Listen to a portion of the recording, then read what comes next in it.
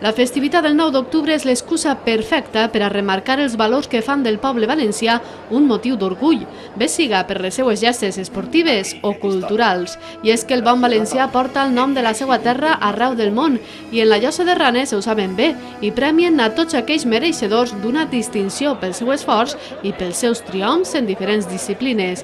Això és el cas de la decena d'estudiants amb millors expedients acadèmics.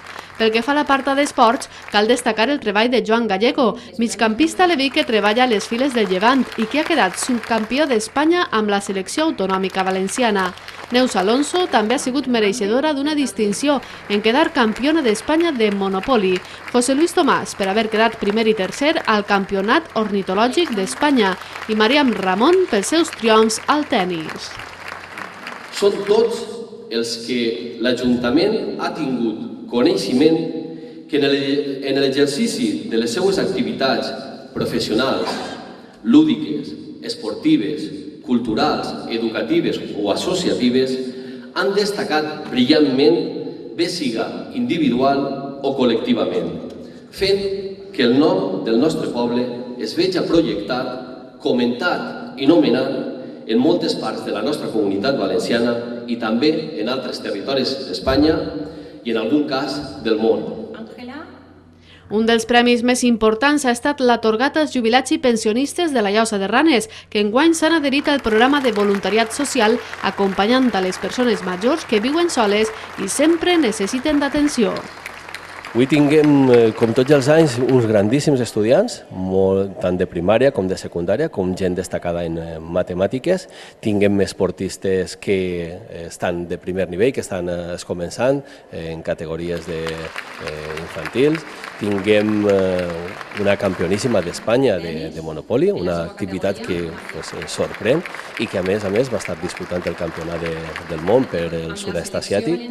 Hem tingut un campió d'Espanya, de Canaris, José Luis Tomàs, i hem tingut un campió de la comunitat valenciana, com és Vicent Giner, que a més, en els darrers dies ha sigut subcampió ell i l'equip d'Espanya en el campionat d'Europa. O sigui que tinguem grandíssims esportistes, com hem vist, tinguem també un premi Sant Bori. Altra de les distincions al mèrit cultural ha estat per a la Societat Musical del Poble, que va guanyar el primer premi i la menció d'honor a la secció primera del certamen provincial de bandes de música de la Diputació, un guardó que encara engrandeix més la tasca cultural d'este poble de la Costera, un dels molts que han organitzat diferents activitats per a commemorar el 9 d'octubre. Altre dels municipis ha estat Canals, que com bé sent tradicional celebra una matinal ciclista en la que participen menuts i majors.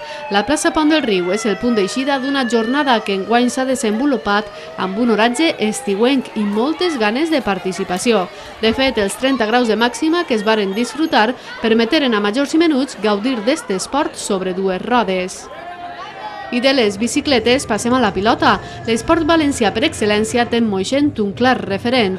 No debades l'escola d'este poble de la Costera és considerada la millor de la comunitat valenciana. Allí, esportistes de totes les categories participen en portar el nom del poble arreu de la nostra geografia. Jo crec que l'escola de base és un factor molt important per al futur de la pilota, perquè per aquells que els xiquets deuen d'haver escoles com la de Moixent, que enguany ha sigut galardonada en el premi com a millor de totes les escoles de la comunitat valenciana. Això vol dir que la feina estan fent-la ben feta i jo crec que és un factor superimportant per a que el futur de la pilota el dia de demà seguisca igual. L'escola de Moixent gaudeix de tindre el privilegi de tindre xiquets en totes les categories fins avui, des de prebenjamins, passant per benjamins, alevins, infantils, cadets, juvenils i sèniors i inclús equip femení i bo. Tinguem una canxa, una excel·lent canxa, les perspectives que teníem els anys anteriors era soles mantindre el que és la pilota, però enguany ens han marcat expectatives més importants, ja que puguem disputar més el que és la pilota valenciana.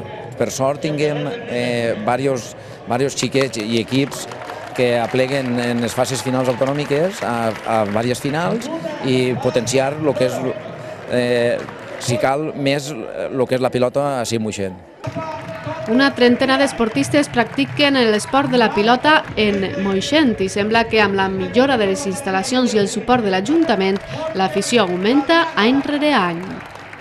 És un deport molt nostre, molt de la Comunitat Valenciana, i per a Moixent, que també té tradició, anteriorment se jugava en els carrers per part dels anys 60, 50 i tal, que ara n'hi hagi una escola esportiva a Moixent d'aquest deport, per a l'Ajuntament i per al poble en general és una notícia molt important, no? Entonces, així estem des de l'Ajuntament fomentant aquest deport perquè no podia ser d'altra forma, en la construcció d'aquest trinquet que fa uns mesos se va inaugurar, i estem en ello. Entonces, n'hi ha uns 30 o 40 xiquets i majors en l'escola, i la veritat és que José, que és el monitor, està ficant-li molt d'esforç a aquest deport, i per a nosaltres, vamos, fenomenal.